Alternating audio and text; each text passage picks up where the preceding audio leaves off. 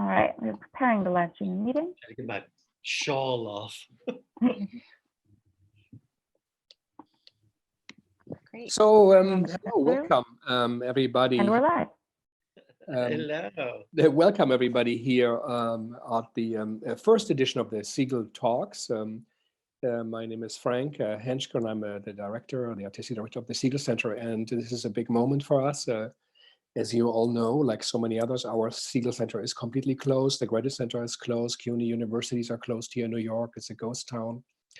And it's a new situation we live in this time of Corona. And we all have to start making sense and think about making art, maybe also really take a time to think. It is important. We are overwhelmed, I think, with so many things, but it's a global crisis. So many of our fellow artists are in a completely different and new situation. So I'm honored to have today, for the first time here on our Segal Talk, Kristin Martin from the Here Arts Center, the great New York incubator of the downtown arts, and of course the brilliant and great Taylor Mack, who was also part of the landscape, of course, a big rock here in New York. So thank you guys both for coming, and welcome.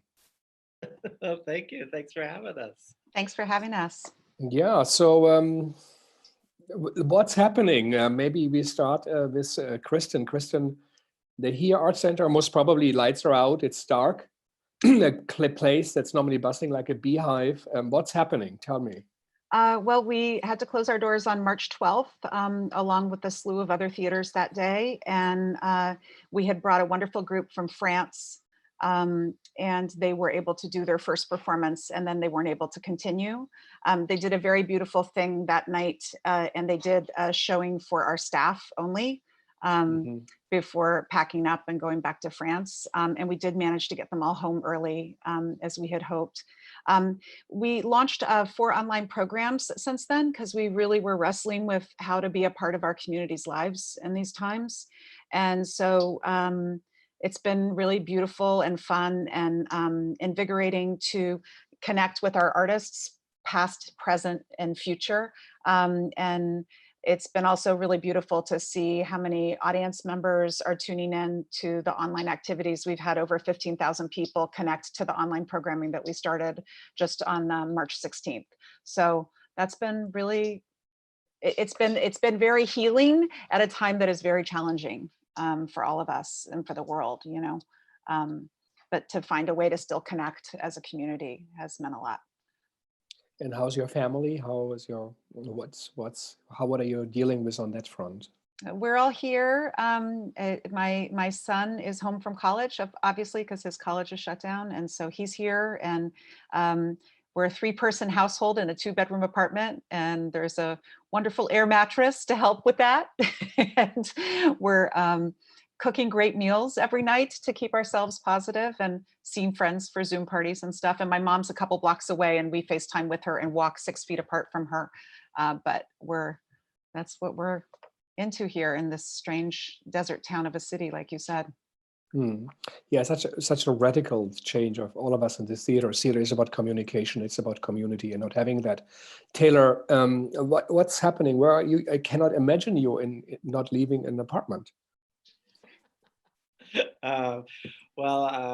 I'm actually in Massachusetts right now, hanging out, and just every day, all I do is I'm working on this thing called the Trickle Up NYC, which is just, I got the idea as everything was shutting down, and worked with a bunch of other people, Kristin, one of them, to help make it happen. And in a week's time, we put this site up where we've got over 50 donating artists who have donated content for the site, original and exclusive content for it. And we're raising money for artists who are in need right now. Today we just picked our first, it's not a prize, it's commissioning. So we're gonna be commissioning somebody with $10,000 to make more content for the site. And we just were able to do that today. We picked the first person today. So so that's nice. Even though it's modest, it's something, it feels like something that instead of just hibernating, I was able to do on a hunky little cell phone Mm. internet, because we don't even have Wi-Fi. I'm on a dirt road off a dirt road, but it feels nice to participate in some way in all of this. So that's Mhm. good, and just trying to find the creative solution to all of it. Yeah. Tell us a bit more. It's like a subscription based. Yeah, it's And so how does it work? What's the idea? What was it inspired by? Well, it was inspired a little bit by a few things. Elizabeth Swados was a mentor of mine, and she put my name forward for a grant years ago, the Peter S. Reed grant. It was my first grant I ever got. And before that moment, for the first kind of 33 years of my life, I was always living week to week. And as an adult, even as a kid, I wasn't quite sure how I was going to eat every week. And so before that time, and then after Liz put my name forward for this grant and I got it, I've never had that fear. I've always been ahead of my, I flattened the curve of my financial stress, and so I've always been able to eat since then, since I was 33 and I got that $7,000. So to me, it was about what can we do to change people's lives so we can take that element out of their lives. And I didn't have to apply for the grant. I had to fill out a form once I was told I basically got it, but I just got the money, so there was very limited bureaucracy. It was just, the gatekeeping was artist to artist. It wasn't panel or it wasn't a giant board or anything like that, all deciding how these things work. It was just like, this person can help this person. So that's what inspired it. And also that I overheard a young woman in a theater lobby say that yesterday she had 3 jobs and today she has 0 jobs. And I thought, this is a person who's living week to week. How are they going to survive? They don't, didn't know her finances, but I assumed, that she didn't have enough to weather this storm. So we're just figuring out what we can do. It's a subscription base, so you pay $10 at the very least, but we offer options where you can pay more if you're game to. It's $10 a month, or we have a $25 a month option, and you can also just donate if you want to and you don't want to subscribe. But I think it's amazing to subscribe because the content is unlike anything you'll see in any kind of other subscription based art site or entertainment site. So it's a bit like a Netflix for downtown artists, where you subscriptionally based artists will be paid as Netflix commissions, writers, screenwriters, directors, as an alternative way. Yeah, and basically how it works is every time we make $10,000, we give it away. It's that simple. So once it's 10,000, it gets to the next person. Kristin, you are in touch with countless artists, especially, of course, from New York. What's the situation? What do you hear from your peers, from colleagues? What's the situation? Well, I mean, it's really dire. It was really good news on Friday that the freelance people are included in this bill. But when we were starting this, we had no idea of that to be the case. And from what I'm hearing, a lot of people are still having trouble, that it's particularly here in New York, that the site keeps crashing. And even when you call on the phone line, there's problems. So I think it's still hard to get the unemployment. But basically, every single artist I know, their gigs are gone. And they're gone for the foreseeable future. Almost every artist I know is also not being paid for gigs that they were engaged in for this month even. So it's with no notice. So the complete security net has fallen out for our community. And I think it's a really dire situation. And I think that's the reason that so many artists were game to be part of this project. I mean, the 50 artists that agreed to participate are phenomenal people from all different walks of life. But I think all of them have been in that spot at one time or another where you don't know how you're going to even buy your groceries.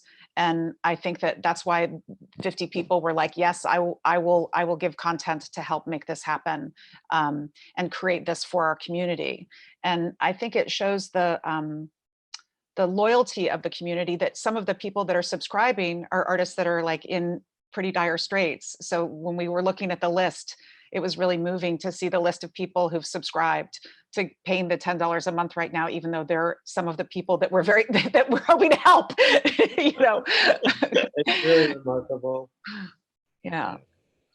And Yeah, the videos, yeah, the videos are really lovely. Like Taylor is saying, like the people are sharing something that's what they're feeling right now in response to what's going on, or a recent work that you haven't been exposed to yet. And there's a level of like intimacy that is really beautiful, and it's not produced and it's not fancy. Most of it is very personal and heartfelt. And it's some of our greatest theater makers right now who are sharing that content with us. maybe some names of people who are involved for our listeners. Sure. Two-time Pulitzer Prize winning playwright Lynn Nottage. There's tons of MacArthur winners like Sarah Rule and Dominic Mariso, and Basil Twist just put some stuff up there. Sharon Bridgeforth, wonderful playwright, poet.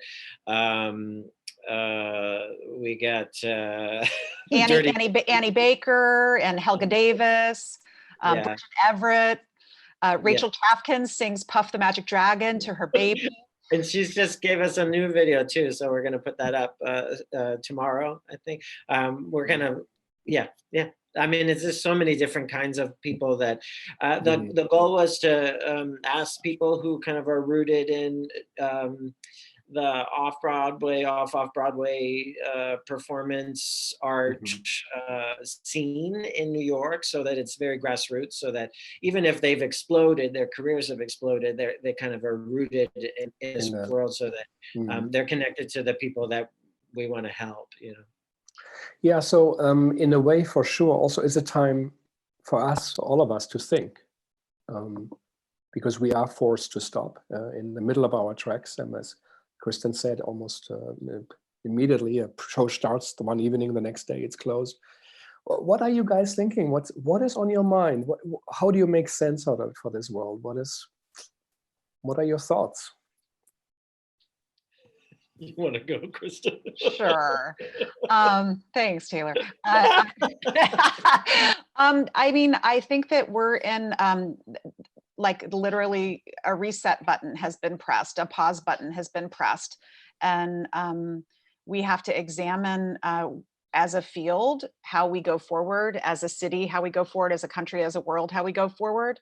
I think that if there were ever any doubts about our global connectedness, those are you know, no one will think that anymore, that we're not globally connected. And I think that we're in a time where we really have to think about what getting together means, what community means, and how we can define and create community in different ways. Because I think that we're in our homes, at least here in New York City, I think we're in our homes at least another 6 to 8 weeks. I hope it's not going to be that long, but I think it's likely, you know. So I think we have to think about as a field how we survive, you know. Every organization that is a nonprofit arts organization that's shut down right now is in a cash crisis of some sort.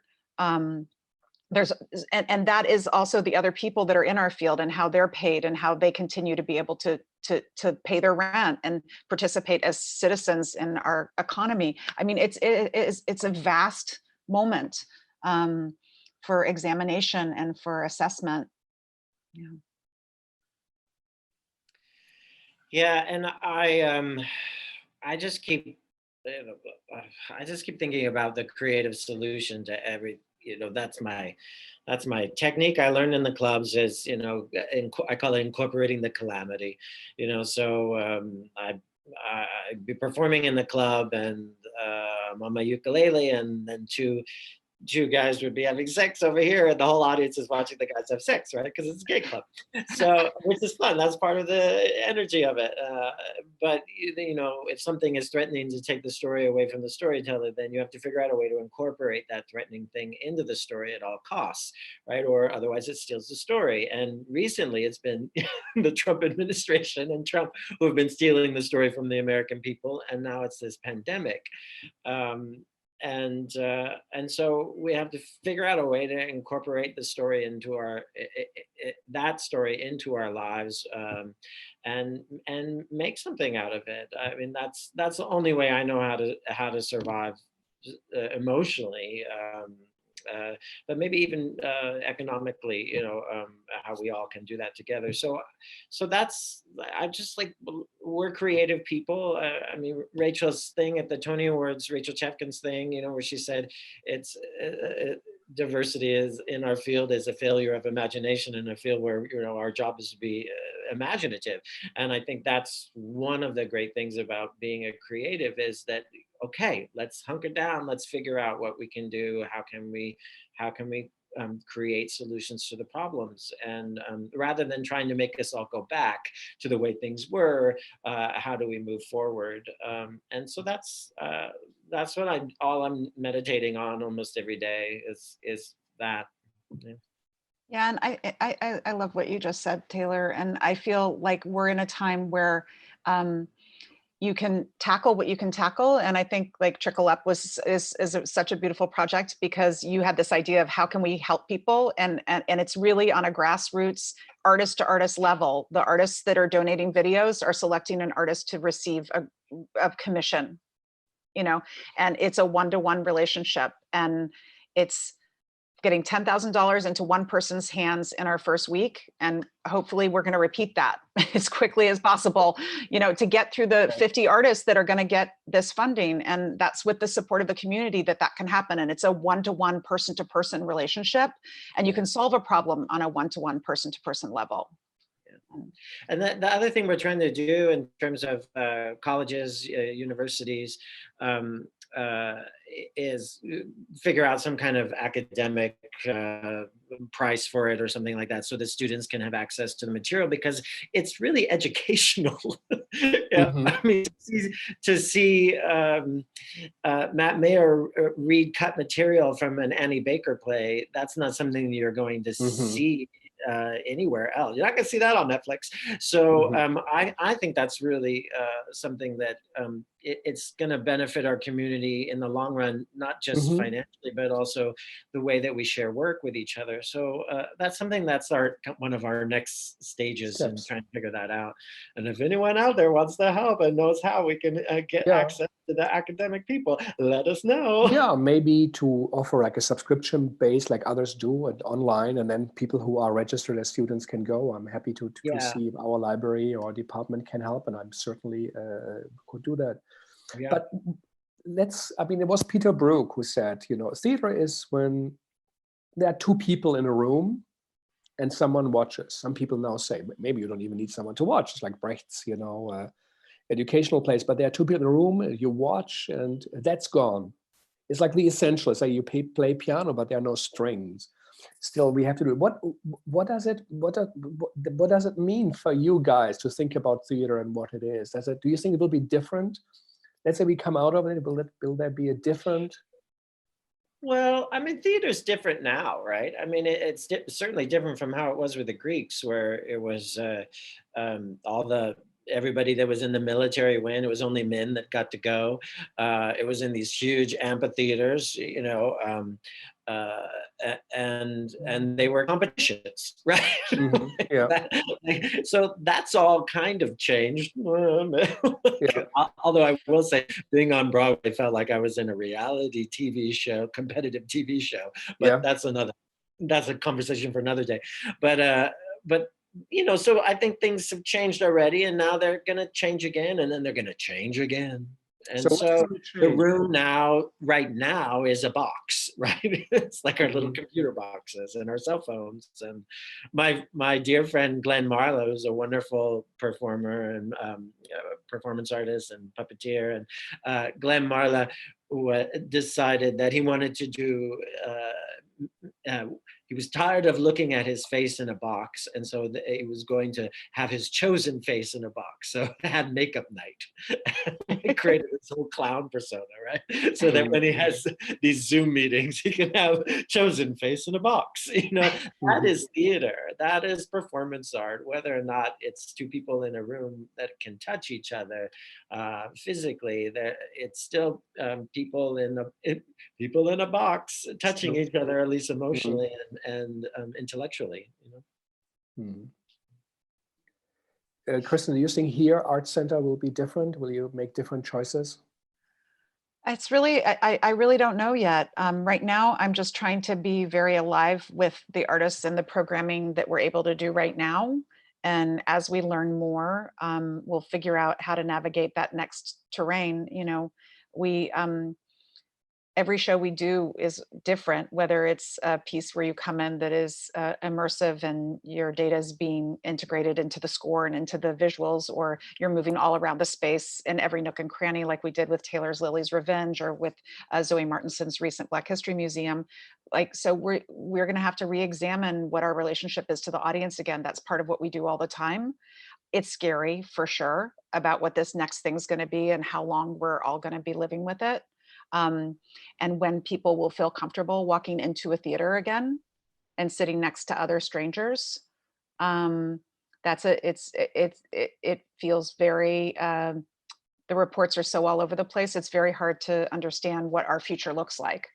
But it makes you re-examine your present in an interesting way and find ways to function and create and feel that presence. We have so many more tools now to keep us going than Shakespeare did, you know, than the Elizabethans did, that we can even have this meeting right now is something that they wouldn't have been able to do when they were dealing with their plagues. So, so I guess, you know, I'm obnoxious with my hope, but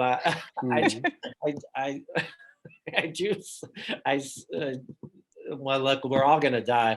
Nobody gets out alive, so we might as well try to figure out the best possible way to live. You know. Yeah, I think Shakespeare. Yeah, I think he was born in the time when the plague started. He wrote, some say, King Lear under quarantine. I mean, artists have been working, but still. Kristin, are you going to give different themes to artists, or do they choose what they do? Is there already things coming in where you feel this is a Corona-related aesthetic choice or a production? Of course, production methods are changing clearly, but what's the content? Is there something you detect? What's coming in?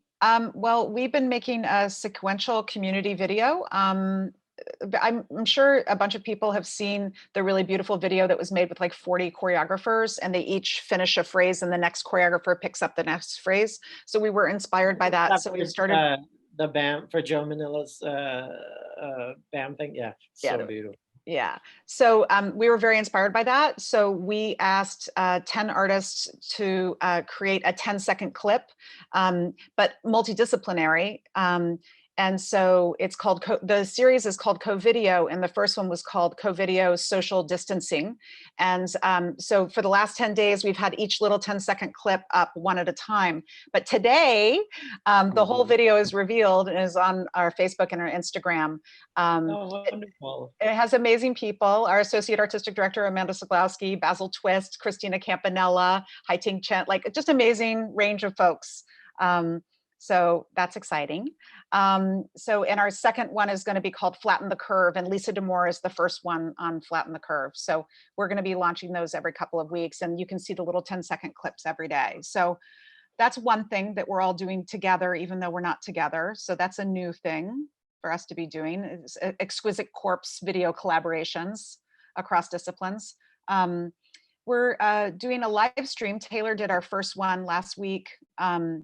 And Sarah Farentine did one this past Friday. So every Friday, we're going to have an artist sharing something that is new or old, or that is in response to the times or not, for 10 or 15 minutes. This Friday will be Raja Feather Kelly. So, you know, we're just trying to find our way. I'm working on a Zoom opera with Kamala Shankaram and Rob Handel. Tell us a bit, what's that about? The Zoom opera is going to have 6 performers, and it'll be live streamed on the Here site in a couple of weeks. I think we're going April 24th, but we're having a lot of fun rehearsing it, over Zoom. We're figuring that out, finding out what the time delays are for singing and music, because it's an opera. God. So it's super fun. So no one will see each other in the entire rehearsal process, and the opening at Here Art Center will be on a screen. Yep, well, we see each other like we're seeing each other right now. Mm-hmm. Yeah, and so that is amazing. The question is, will theaters or performing arts places now create permanently kind of an online digital presence? Will it be just at the time of a Corona, or will it be something new also for? I mean, Brecht wrote about, said his theater is for the children of the new technological age. We now live in a digital age, and for the children, this is theater for the children of the digital age. Perhaps also still Toys R Us a little bit, but I'm sure it will getting serious. So perhaps, and that's what I think, there will be no longer just in time of a crisis when you can't do anymore, that maybe it will be a new side. Like we have opera, there's ballet, there is drama, there might be the online presence. Do you think this will happen, or?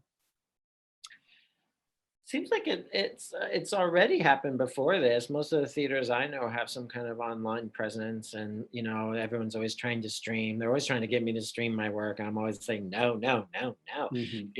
It's a but it's different if you create it. Live performer activist, and but now well, we don't have that option right now until we come up with a creative solution. So I always say, see you on the other side, or at the creative solution. So. So I think, the people will continue. This is great that the Here Art Center can get 15,000 people to come and check out their stuff in a week. Isn't normally what the Here Art Center can do, because the capacity is only 100 people, right? So that's incredible that they can reach more people. I don't think we're going to lose we're not destined to lose that we get to hang out with each other physically in a room. If that's true, then humanity is dead. We're going to figure this out at some point, because people have to procreate. So I think we'll figure that aspect out. We'll all be able to hang out in a room together again. Whether it's a couple of months from now or a couple of years, it'll happen. So, but it's exciting that in some ways that I love the unions, but that the union rules have kind of laxed a little bit, that are helping people be able to put their work out, just in this time right now, until we can figure out how to still support the artists after this time. And I think it's I think it's going to open up doors in terms of audiences to venues in larger ways, and people becoming aware of organizations more that they wouldn't normally, because everyone's home, looking at boxes. Yeah, I'd like to echo what Taylor was talking about in terms of unions, because I do feel like that is an obstacle in some of the disciplines. It's not in all, though. So like our online programming is dance, music, and puppets, because they're not under Equity's jurisdiction, but we're not showing any of the theater stuff because we weren't allowed to film it. So that is an obstacle right now in the theater field, that there isn't very much that can be shared. There's situations in which you're allowed to do documentary versions, but you can't show it in this context. And there is some live streaming that's happening where the unions are doing new regulations that are making it possible. But Equity has been so against the videotaping that actually it's disserving parts of our field right now in terms of being able to share our work with our communities. Oh, don't hear you. I'm sure for trickle up, nobody asked the unions, if it's okay. I guess you went ahead and you because how is that working? It's the level of like Instagram video. It's not it's not, people aren't performing necessarily, like Matt Mayer isn't like he's not performing something that the production of the flick, on video. He's reading some cut material. So it's different. I think we kind of escape the rules that way because we're not taking money away from artists based on putting this content that wouldn't have existed otherwise.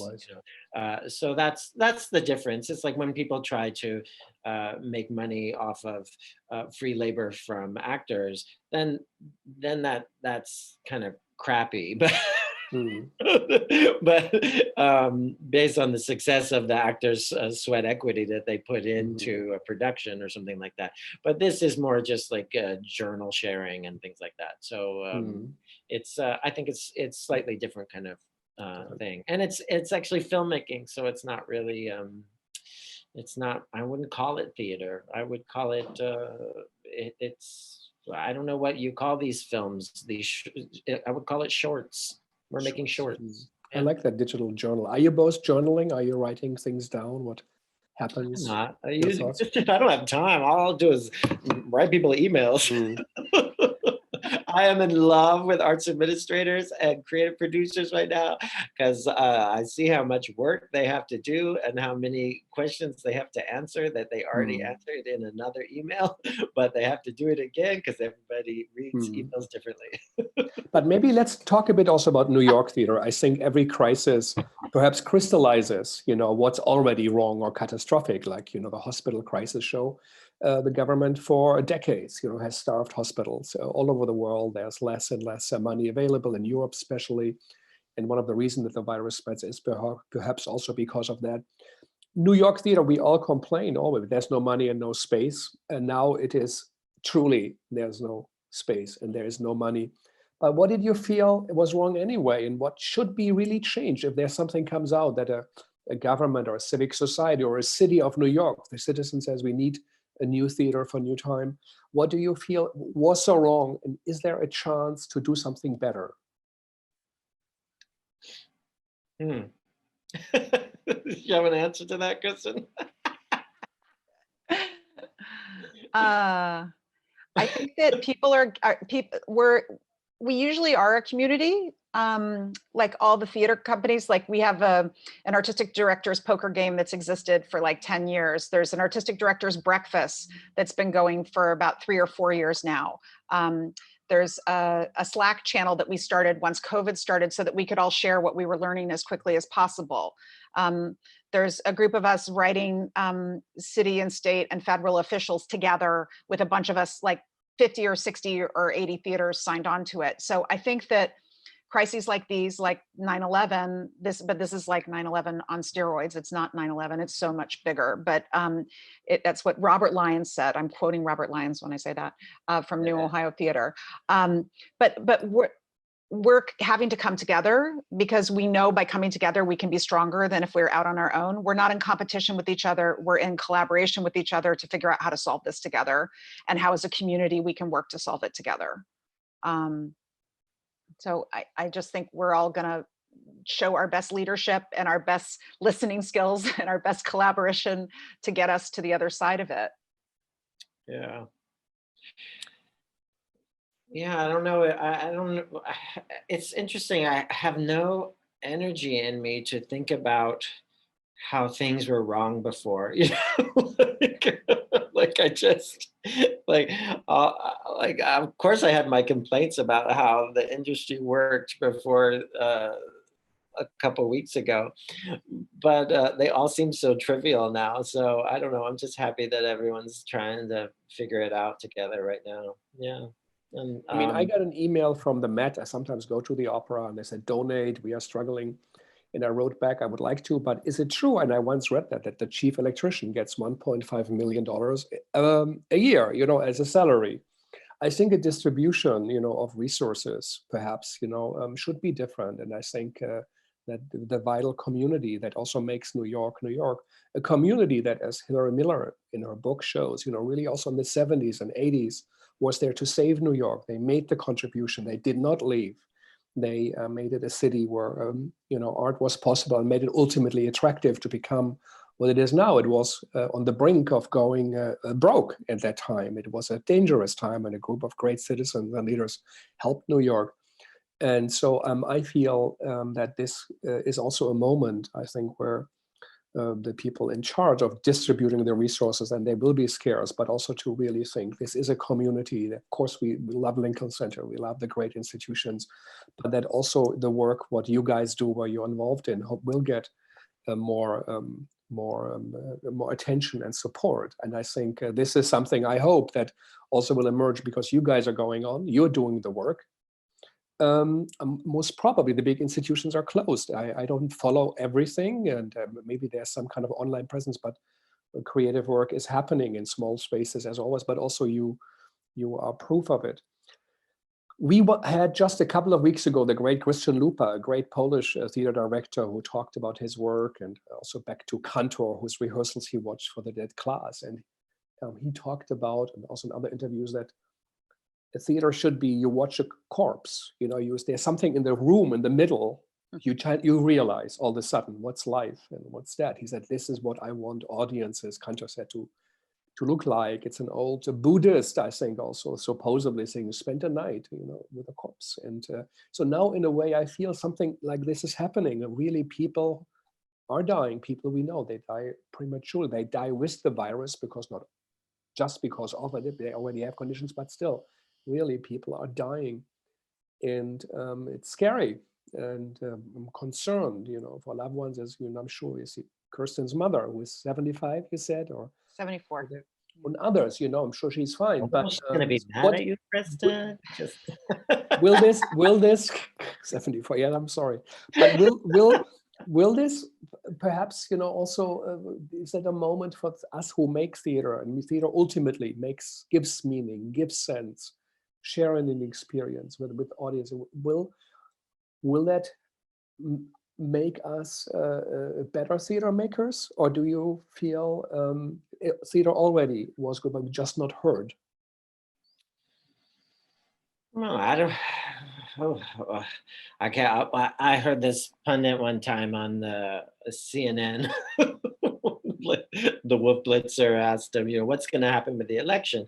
And the pundit said, I don't know. I'm not clairvoyant. That's not my job. And Wolf Blitzer said, well, that is our job here at CNN. Our job is to tell the people what is going to happen. And, I screamed at the television on the plane. I was on. That's not your job. You're not supposed to make the news. You're supposed to report on the news. Mm-hmm. So in some ways, I guess I don't really want to predict if we'll get better or not. I just want to hunker down and try to be as good as I can, and hopefully find people that are wanting to do the same, and support the people that are wanting to make good work. I mean, one thing that I'm seeing from all of this is I feel more intimately connected to everybody than the kind of competitive rat race that you can so easily fall into in the city. So that's been nice. And I hope that we continue that way, at least for a few months after all this. It'd be nice to not feel like we're in competition with each other, and instead we're just all trying to figure something out together. Because that's really all arts are. That's all the arts are, I think. It's just people trying to figure out how to live a virtuous life in an unvirtuous world, Mm-hmm. Yeah, I really second that. And I think that, doing this project has been a labor of love to help idealistically go for something as a group, and the group of people working with Nigel Smith and Emily Morse and Morgan Janess, Blake Seidel, like the amazing people to think through this project, this brainchild of Taylor, but for each of us are adding our own little bits to helping to make it come together. And it's been a really beautiful, affirming project in this time where it's really easy to only see the darkness. But I think that there's a lot of humanity and hope that we all carry within us and that we can share with each other right now. Yeah, and the other thing is that it's an idea that seems so obvious, subscription-based performance work, individual videos to make money so that you can commission artists that need money to make more work.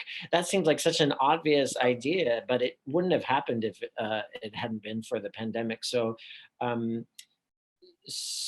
in some ways, I think, of course, many other things are going to spring forth that should have been obvious to us, but that aren't, and now are becoming obvious. And so I Lear de Bessonet talks about the Haley Flanagan. Yes, Flanagan's whole, what was it, WPA, the WPA. And she's been trying to revitalize that, for a number of years now. And you see how, this could actually help make this happen. The fact that the pandemic is happening, we could actually get a real support, even despite Trump. We could put people to work again to make theater in a serious way. And there's an opportunity here. So I hear what you're saying, that this could create opportunity in a lot of ways. Hmm. I think we also should perhaps talk on the political, you as artists and artistic producers, maybe also for our global listeners, what is your evaluation of the political situation, what we are in now, and also that kind of tsunami we are in without even Corona. What do you feel? How will that turn out? What will happen here in America? And how do you feel as artists in that society we live in?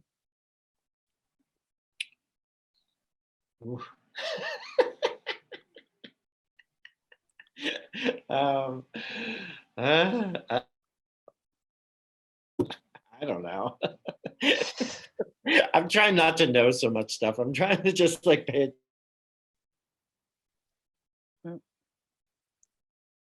Oh, Taylor, we've lost you. Oh, Yeah, now you're back. Now you're back. I'm back. Yeah. I was just saying, I don't know. I'm trying to just wonder more. We're working on this piece at the Here Art Center about Socrates, and Socrates always said he's the wisest person in the world because he's the only one who will admit that he doesn't know anything. Mm-hmm. And yeah, that's kind of how I'm feeling right now. Is I don't know anything right now. I'm just experimenting, but I'm really happy that a bunch of people are game to experiment with me, and that I get to experiment in their projects. And I guess that's where I'm at in that consideration right now. How about you, Kristin? Yeah, I mean, I am a director by craft, and I've been a co-conceiver and co-creator with other people, but I'm not usually the one that I'll adapt language, but I'm not usually the one generating language. But I've been starting to do that in this time. That feels helpful. So I did a totally crazy thing, and I shared something that I wrote that's going to be up on Trickle Up, and I'm so nervous all these people are going to see it, but I did it, so I just think, it's a time to put ourselves out there and to take risk. And when Trump got elected, I left a lot of my arts boards and I started serving on the community board because I felt like I could have more of an impact in that arena at that time. I wanted to be more involved with grassroots politics. I've continued to serve on the community board and to get involved with things, thinking about volunteering with a city council member to get involved in different ways there. I think that the national arena is not the place where I feel like I can make a difference or what I think can carry right now. So I'm looking at how local can I have impact local, and feel like I'm someone who can contribute something to the conversation, and I can learn from what's being discussed and learn from the processes that other people are going through. So that's what. Yeah, just from our, we can also submit questions. It's to segaltalks@gmail.com, and VG March says she wants to see the link of the site Taylor is talking about. I think it should be, if you watch on HowlRound, it should be below the screen. Again, thanks to HowlRound and Emerson College for hosting this talk. It's just www.trickleupnyc.com. TrickleUpNYC.com. Yeah. Yeah. We got an email from Rebecca Frost. Who's Oh, I'm sorry. yeah. .org. We haven't quite set up the .com yet. Okay. So it's going to be both, TrickleUp. but it's trickleupnyc.org. NYC.org. So we have a message from Rebecca Frost from Minneapolis, and she thinks University of Minnesota could be also helpful to subscribe, and their students would be interested in this. And Annie Parsons sent it a question. She watched the 10 videos, and the quality of the best idea she likes, they largely stem from what is, rather than constructing a new reality. And she says they take up very little physical space, and they are like a brief haiku. And so unintentionally or knowing intentionally, you have created a new theatrical form that could be described as short form amateur videos of existing material or very wet paint with little regard for the how of the presentation.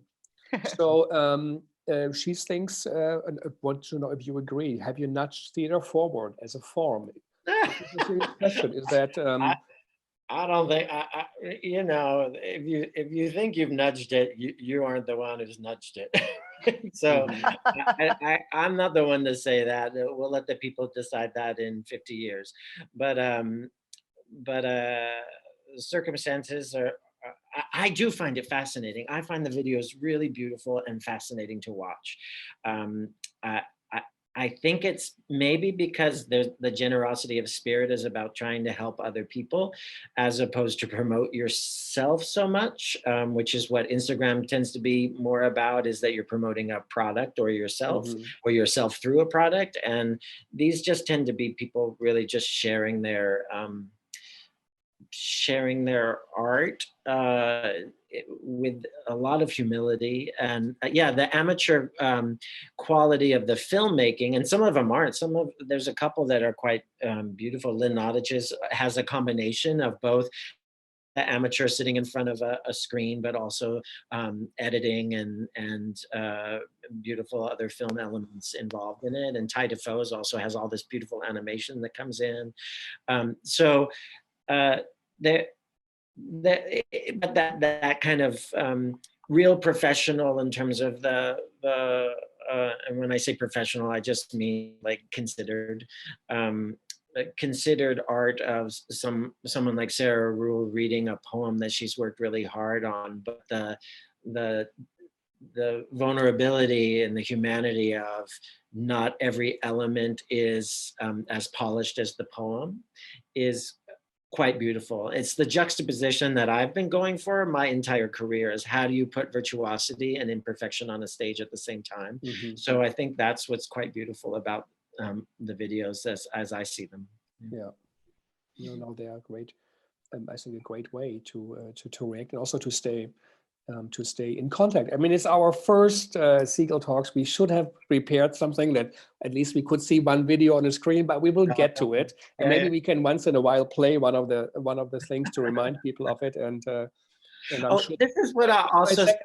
Can I just say this too, that that we're not just raising money for artists who are. This is one of the things that I think could change. That would be great. Is the gatekeeping of the arts field, in that we're not just raising money for artists who are established or whose gigs all got canceled. That we're doing that too. We're trying to do that for those people as well. But we're also raising money for the person who is an artist, who's an amazing guitar player or whatever, but they didn't have a gig. Their gig was busboying, being a busboy. And so like we're trying to share the space with everybody. And that's our hope, is that we can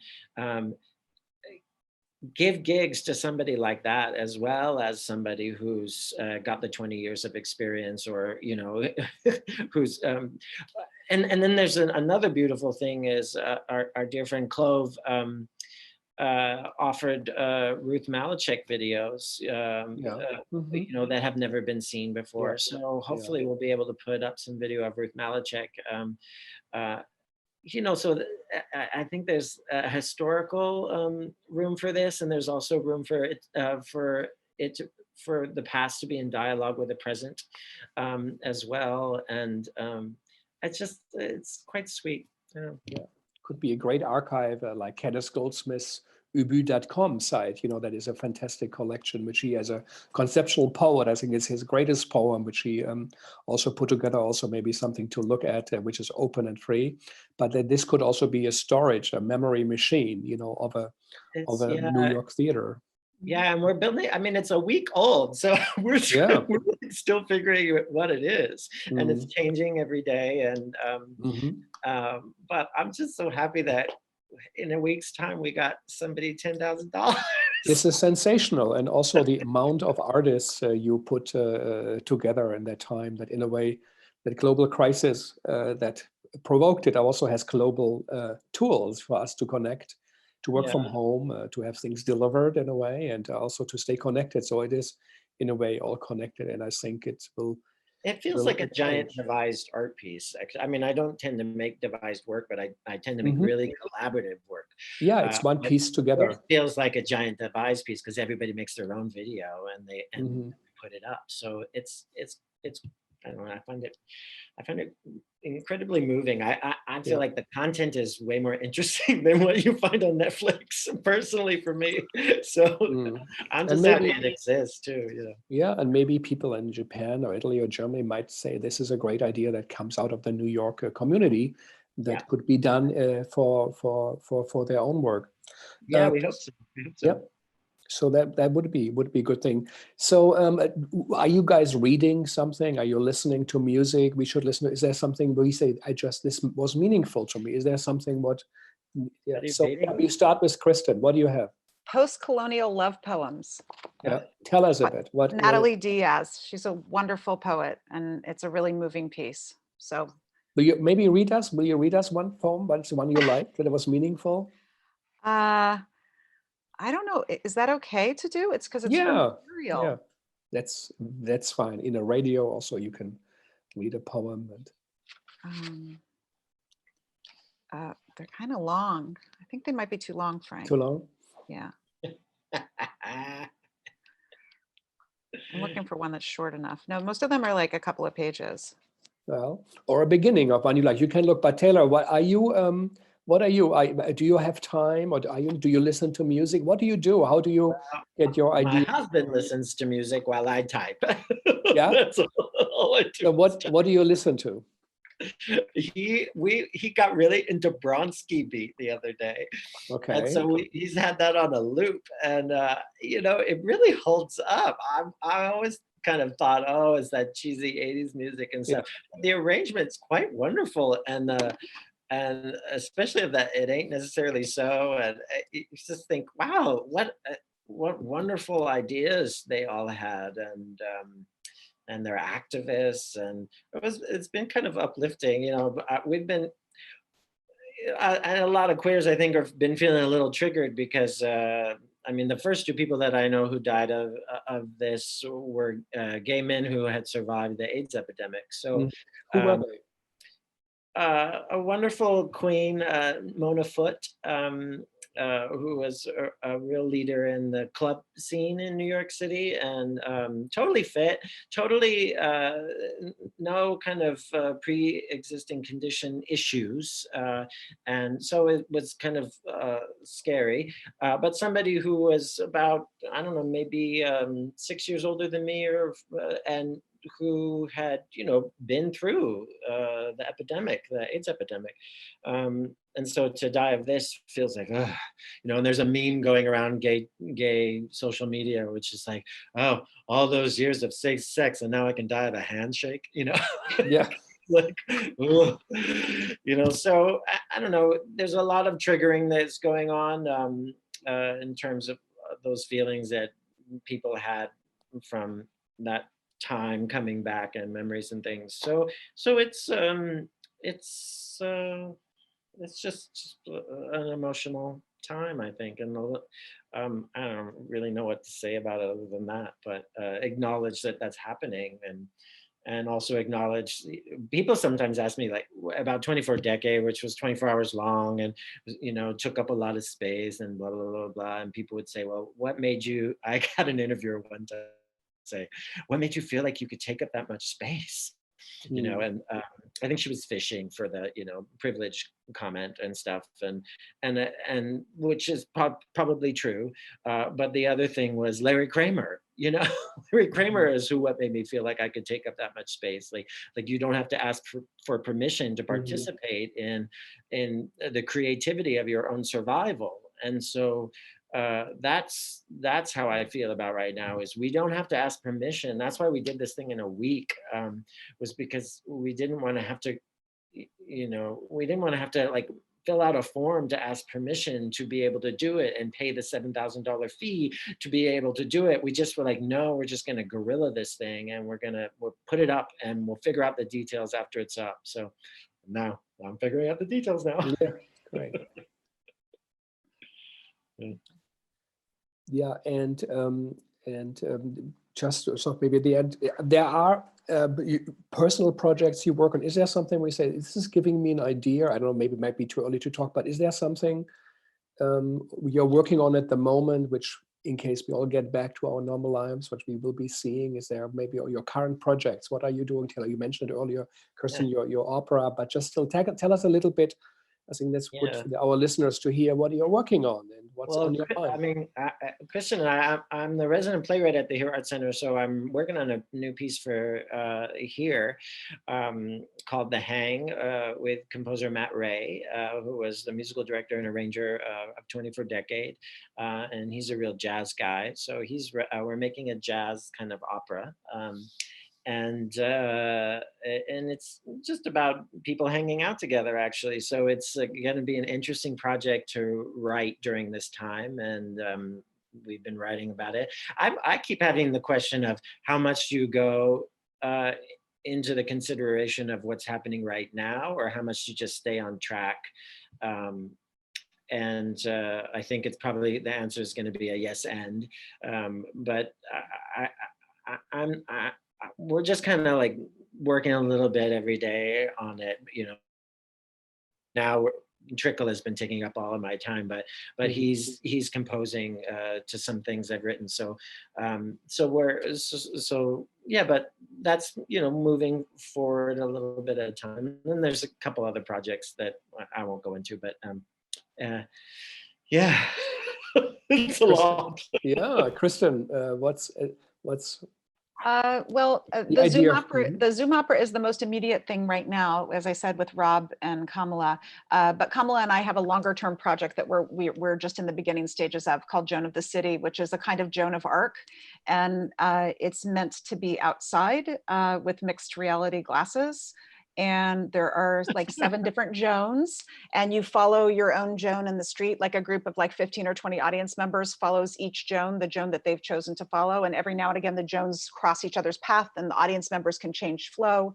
But the Joans are all perceived as mentally ill, and as a result are homeless. And so the piece is trying to address this issue of the people that we don't see, and the perception, the lack of understanding and compassion that we have for people around us. And eventually, all of the Joans arrive in a place and lead their audience members there, and then we're all in the same space, and there's no mixed reality glasses anymore. They're not seeing her visions anymore in through their glasses. Now they're seeing them. Everybody has a shared vision in the same space. So we're just starting that piece and doing a lot of thinking about it. And we're just at the beginning. Are you considering, the social distancing aspects right now, or are you just like, we'll just wait and see? How's that in the process? Yeah, I mean, we haven't revisited the concept of walking in the streets since this started. So yeah, that's going to be a whole different thing. Yeah, definitely. Well, that will be interesting. I mean, we're coming close to the first at the end of our first Segal talk, and really thank you guys for sharing your time. I know how busy you are, how much you do, and we all admire you. Kristin, for running the Great Here Arts Center, and for Taylor Mac Next. You know, the great things you do coming out of New York. I know what you did in Berlin. This great success you brought to a very big city that has that long tradition of cabaret singing. It was a great thing. And this Thomas Oberender got you in there, and that you brought something from New York to the world. So really fantastic. And thank you. And it wouldn't have happened if the places wouldn't have been open, like the Here's and many others. And that was my hope, that, you know, everybody will watch a little bit more careful about the artists who do work and who think it's essential practice actually to do art in the time we live on. So thank you so much. Again, thank you to HowlRound, Vijay and Thea for helping us, my team, which is Sun Yang and May and great Jackie. So I hope it will go on. I think we are off to a good start. And thank you for participating. For our audience, send us some questions or emails or recommendations, and please do go to trickleupnyc.com. Support this. I think it's .org. trickleupnyc.org.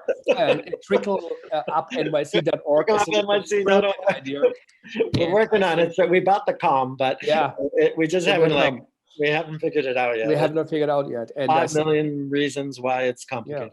Yeah. And people can submit to you guys, right? And they can maybe in the future stage.